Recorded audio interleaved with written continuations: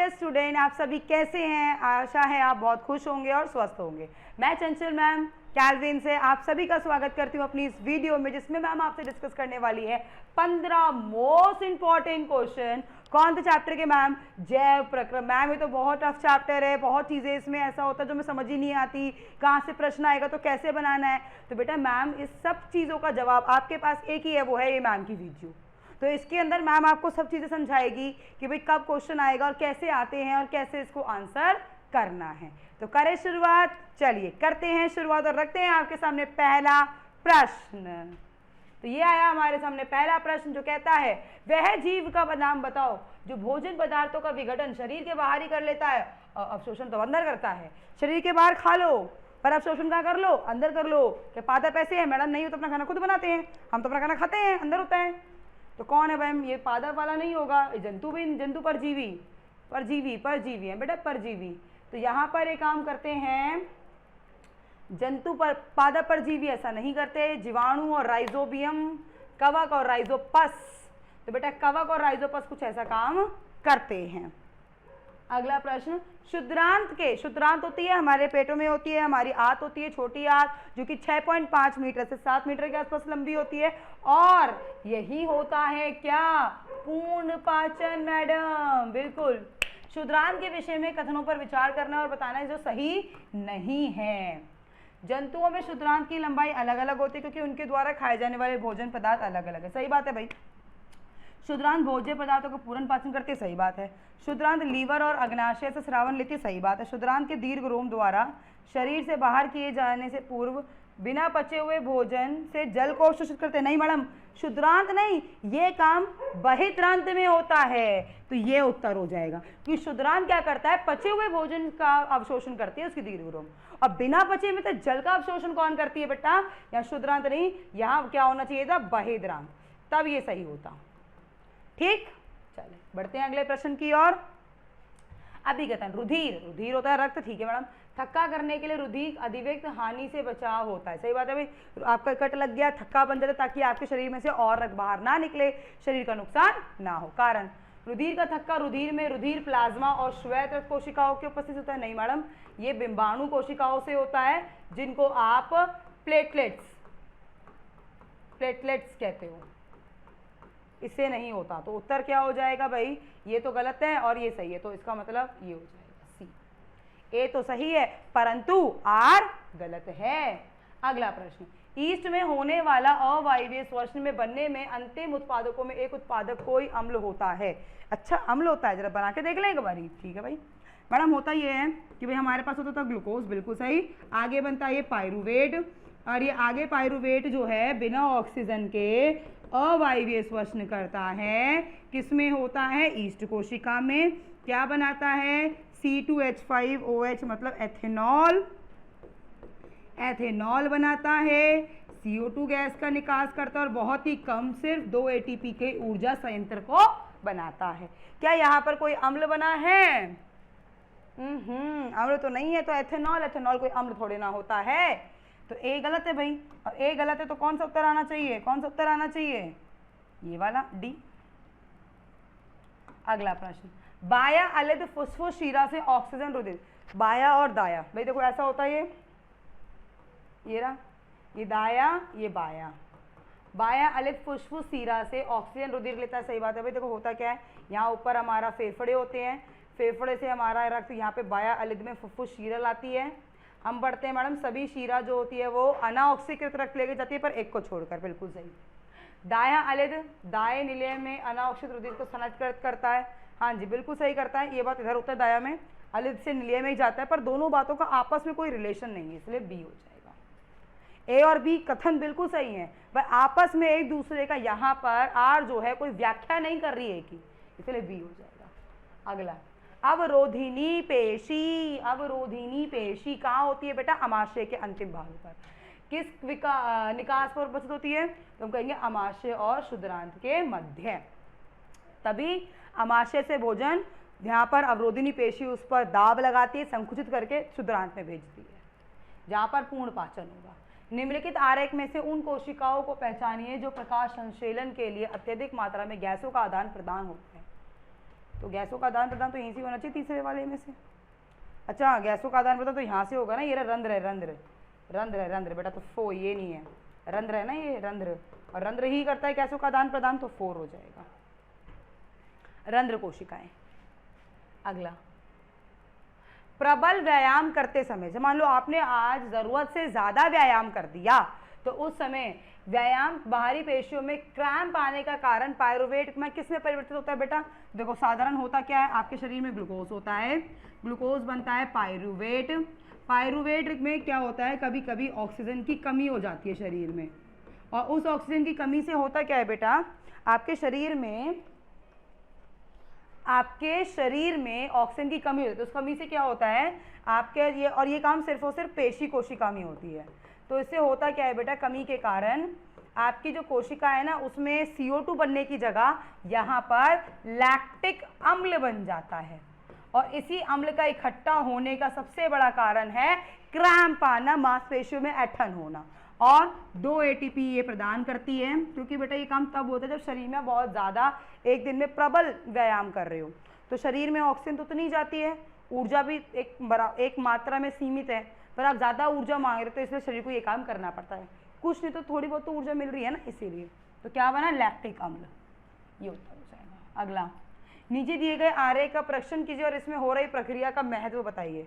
हो क्या रहा है, जल भाप बन के उड़ रहा है, मतलब हो क्या रहा है, हो रहा है वाष्पीकरण, वाष्पीकरण हो रहा है।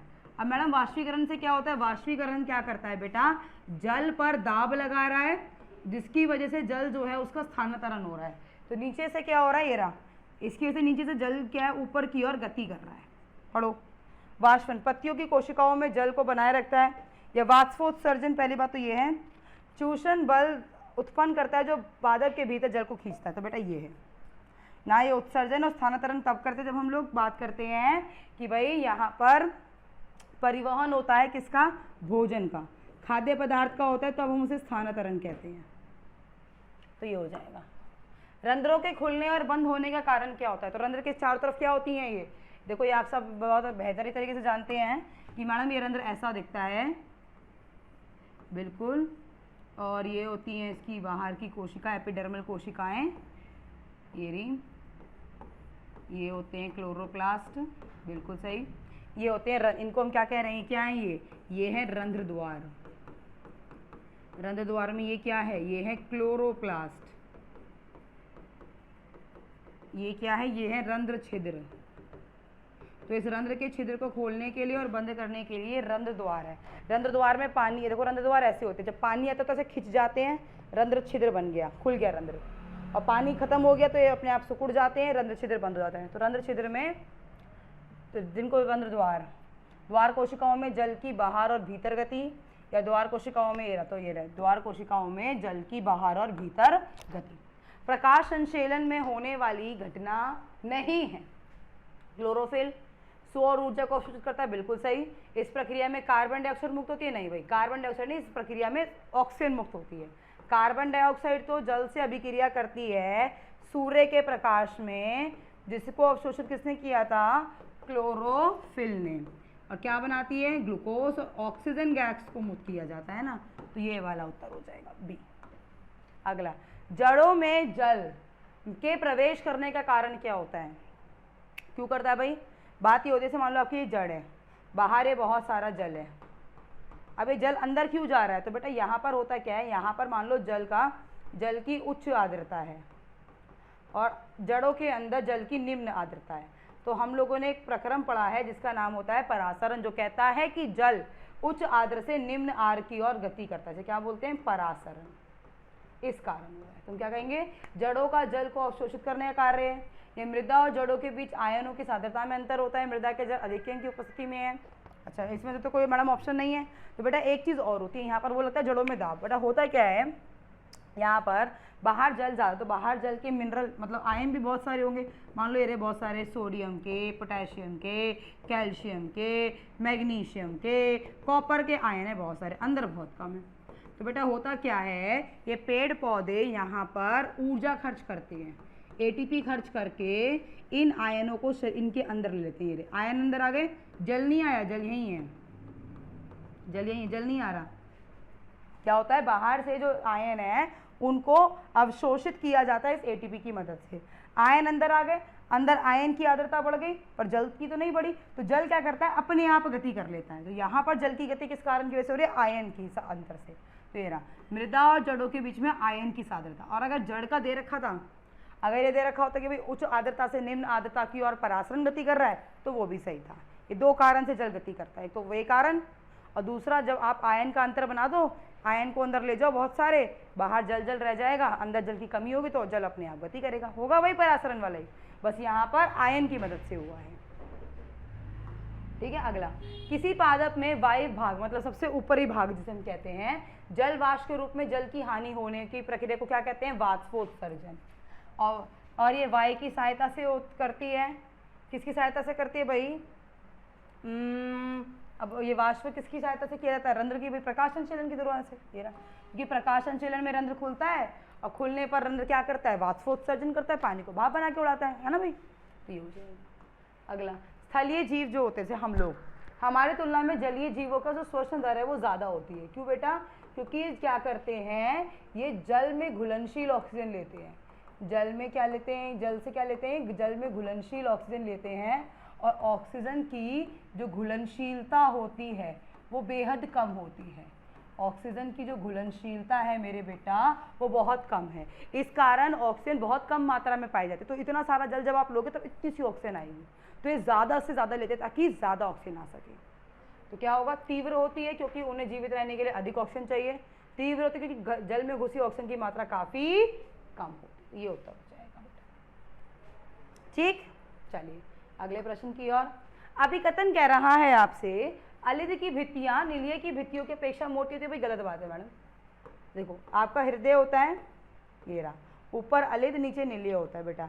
तो निलय वाला भाग देखो, ये जो मैं बना रही भित्ति है, बाई तरफ देखो मोटा है यहाँ पर निलय वाला, और यहाँ तो और मोटा होता है बाई तरफ थोड़ा पतला होता है, बाई तरफ और दाई तरफ ज़्यादा मोटा है, बाई तरफ थोड़ा पतला है, सॉरी। और अलिद वाले भाग में तो बेटा ना के बराबर भित्ति होती है कि अलिद को क्या करना है, सिर्फ अलिद को इतना दाब लगाना है कि रक्त अलिद से निलय में पहुंच जाए, और यहाँ वाले निलय को इतना दाब लगाना है कि फुफ्फुस फेफड़ों तक पहुंचे, और यहाँ वाले अलिद को इतना दाब, निलय को इतना दाब लगाना है कि शरीर की पूरी कोशिकाओं में पहुंचे। इसीलिए तो ये बात गलत है, और अगर ए गलत है तो हम आगे पढ़ेंगे ही नहीं, सीधा लगा देंगे कि ए गलत है और आर तो फिर सही होगा। अगला, बंद रंध्र के लिए दिए गए आरेख में 1 2 3 4 क्या है, ये एक क्या है तो भाई केंद्रक है, और ये देखो छोटी छोटी सी बोले हैं, ये बताया था मैंने क्लोरोप्लास्ट जिसके अंदर क्लोरोफिल होता है। ये क्या है, ये है बेटा रसधानियाँ, ये आपके कोशिकाओं में होती है, हर कोशिका में होती है। कोशिका का जो भी कह सकते हो एक्स्ट्रा भाग है वो सब यहाँ पे अवशोषित हो जाता है। और ये क्या है, ये रंध्र द्वार है, देख लेते हैं। केंद्रक, हरित, क्लोरोफिल को हरित लवक भी कहते हैं, रिक्ता, रसधानियों को रिक्ता भी कहते हैं, और वो द्वार कोशिका है। तो फिर ये वाला लगा दो, ये वाला, रसधानियों को रिक्ता भी कहते हैं, और ये है क्या, ये तो है रंध्र द्वार, बना तो हम रंध्र द्वार रहे हैं, मतलब द्वार कोशिका। अब अगला अभिकथन कह रहा है, शाकाहारियों को प्रदान की गई ऊर्जा स्वयं पोषियों के पास वापस नहीं आती है। सही बात है भाई। देखो अब मान लो आपके पास कोई एक पादप है, इस पादप को कोई एक हिरन खा रहा है, तो एक बार हिरन के पास जब ऊर्जा आ गई तो क्या वो ऊर्जा पादप के पास दोबारा जा सकती है, नहीं जा सकती भाई, बिल्कुल सही बात है। किसी आहार श्रृंखला में ऊर्जा का प्रवाह एक दिशा में होता है, हाँ भाई सही है। वैसे ये इस पार्ट का नहीं है, अलग से आगे, सॉरी, पर दोनों बातें सही हैं, और ये हो जाएगा इसलिए, अब समझा भी रहे हैं। अभिकथन, अमीबा अपनी कोशिका सतह पर उंगली जैसे प्रवर्धनों से भोजन ग्रहण करता है। सही बात है। देखो अमीबा होता है, अमीबा की सतह पर देखो छोटे छोटे से आवर्धन होते हैं, और इन्हीं आवर्धनों से अमीबा गति भी करता है और भोजन को, ये इसका केंद्रक है, ये रसधानी है जिसको रिक्ता भी कहते हैं, अपना भोजन भी प्राप्त करता है। सही बात है। एक सभी एकल कोशिक जीव अपना भोजन संपूर्ण कोशिका सतह से ग्रहण करते हैं। हाँ, कोशिका सतह से करते, सही बात है, सही बात है, बिल्कुल सही है, क्योंकि और कोई जगह ही नहीं है। अमाशय के अतिरिक्त अमाशय के आंतरिक आस्तर की हाइड्रोक्लोरिक अम्ल से सुरक्षा करता है। आपके अमाशय में 3 चीज़ें निकलती है ना, एक हाइड्रोक्लोरिक अम्ल जो कि आपके भोजन को अम्लीय बनाता है ताकि पेप्सिन कार्य कर सके जो प्रोटीन का पाचन करता है। तीसरी चीज़ और निकलती है श्लेष्मा, जो क्या करता है, आपके अमाशय की भित्ति को HCl के असर से बचाता है। तो क्या हो जाएगा बेटा, वो श्लेष्मा। फिर भाई बात है, पित्त क्या होता है, ये तो यकृत में होता है, पेप्सिन क्या कर रहा था, ये तो प्रोटीन का पाचन करता है, और लार क्या होती है, ये मुख गुहा में होती है जो कि कार्बोहाइड्रेट का पाचन करती है। अगला, रंध्र तब बंद होता है कब, जब द्वार में से जल कमी हो जाती है। प्रकाश संश्लेषण के लिए कार्बन डाइऑक्साइड की आवश्यकता है, नहीं, तो द्वार कोशिका से पानी बाहर चला जाता है, एक तो ये सही है। या प्रकाश संश्लेषण के लिए कार्बन डाइऑक्साइड की आवश्यकता नहीं है, सही बात है भाई, जब कार्बन डाइऑक्साइड नहीं चाहिए तो फिर रंध्र अपने आप बंद हो जाता है, तो सेकेंड और थर्ड सही है, ये हो जाएगा। अभिकथन कह रहा है स्थलीय जीवों की तुलना में जलीय जीवों की श्वसन दर ज़्यादा होती है, सही बात है भाई, अभी आपने पढ़ा था बिल्कुल, क्योंकि वायु में ऑक्सीजन की मात्रा की तुलना में पानी में घुली ऑक्सीजन की मात्रा बहुत अधिक होती है, गलत, पानी में बहुत कम है, ठीक है ना, तो कौन सा होना चाहिए, डी। अगला, मानव के अंदर है श्वसन तंत्र, सही बात है भाई, मैं जब कोई व्यक्ति सांस अंदर लेता है तो क्या होता है बेटा, देखो यहाँ पर डायफ्राम होता है ऐसा, ये नीचे जाके चपटा होता है, और जो आपकी पसलियाँ है वो बाहर आती है। तो पसलियों की स्थिति और डायफ्राम की स्थिति क्या होती है, पसलियाँ ऊपर उठी होती हैं, नहीं, नीचे जाती हैं, तो पसलियाँ शिथिल हो जाएंगी, नहीं, पसलियाँ बाहर आएंगी, डायफ्राम शिथिल होगा ना, चपटा होगा मतलब, तो पसलियाँ ऊपर उठेंगी और डायफ्राम क्या हो जाएगा, चपटा, पसलियाँ बाहर आएंगी तो बाहर आई, और जो डायफ्राम है वो चपटा हो गया, ठीक है, ये बात ध्यान रखना, वो मैंने डायफ्राम के तरीके से पढ़ दिया था इसलिए वो ध्यान। मानव हृदय के बारे में नीचे दिए गए कथनों में सही कथन को चुनना है। दाया अलिद, दाया मतलब इस तरफ जहाँ पे अनाऑक्सीकृत रक्त आता है, फुफ्फुस से फुसफुस धमनी द्वारा ऑक्सीकृत रक्त प्राप्त करता, नहीं भाई। बाया अलिद, बाया निलय को ऑक्सीजन रक्त स्थानांतरित करता है जो शरीर में जाता है, सही बात है भाई, अलिद से निलय में जाएगा और शरीर में पहुंचेगा। दाया अलिद महाशिरा द्वारा शरीर के विभिन्न भागों से आने वाला रक्त प्राप्त करता है, सही बात है। बाया अलिद महाधमनी को ऑक्सीजन रुधिर स्थानांतरित करता है जो शरीर के विभिन्न भागों में जाता है, सही बात है, तो बी, सी और डी सही है। एक मिनट दोबारा पढ़ लें, बाया अलिद नहीं, नहीं, सॉरी, बाया अलिद नहीं, बाया निलय, निलय होना चाहिए, तो सॉरी ये नहीं, तो फिर बी और सी, मैम ने कुछ ज़्यादा जल्दी कर दिया आंसर देने में, है ना। अगला, 4 अलग अलग बीकरों में भरे 4 विलयन है, एक में ग्लूकोज है, एक में अल्कोहल है, एक में हाइड्रोक्लोरिक अम्ल, एक में सल्फ्यूरिक अम्ल है। नहीं बेटा, एक क्वेश्चन गलत आ गया, सॉरी। मानव में, हम में जब पाचन की प्रक्रिया पूर्ण होती है तब प्रोटीन, कार्बोहाइड्रेट और वसा किस में बनता है, तो बेटा प्रोटीन बनता है अमीनो अम्ल में, कार्बोहाइड्रेट ग्लूकोज में परिवर्तित हो जाता है, और वसा युक्त अम्ल में, या वसीय अम्ल कह सकते हो, और ग्लाइकोजन मतलब सॉरी ग्लूकागॉन में परिवर्तित होता है, देख लो। तो प्रोटीन का अमीनो अम्ल, पहले तो अमीनो अम्ल देख लो, एमिनो लिख दिया, इसमें से अमीनो होता है बेटा, कोई नहीं, तो ये वाला ग्लिसरोल नहीं,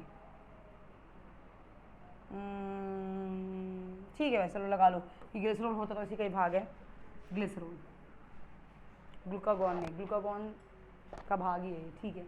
अभिकथन कह रहा है मानव हृदय में अलिद की अपेक्षा निलय की पेशियां मोटी होती है, सही बात है, निलय को शरीर के अलग भागों तक पंप करना होता है, सही बात है, दोनों बिल्कुल, तो ए हो जाएगा।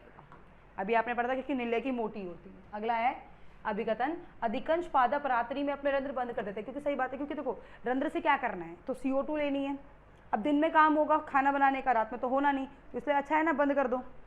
कारण है रंध्रों को बंद करना जल के संरक्षण में सहायता करता है, सही बात है भाई, देखो रंध्र बंद रहेंगे तो जल भी बचा रहेगा, क्योंकि पत्तियों में से जल अत्यधिक मात्रा में वाष्प होता है, सही बात है, दोनों बिल्कुल ठीक है, ए लगा दो। अगला, मानव में जब पाचन की प्रक्रिया, तो बेटा वही क्वेश्चन रिपीट हो गया, सॉरी।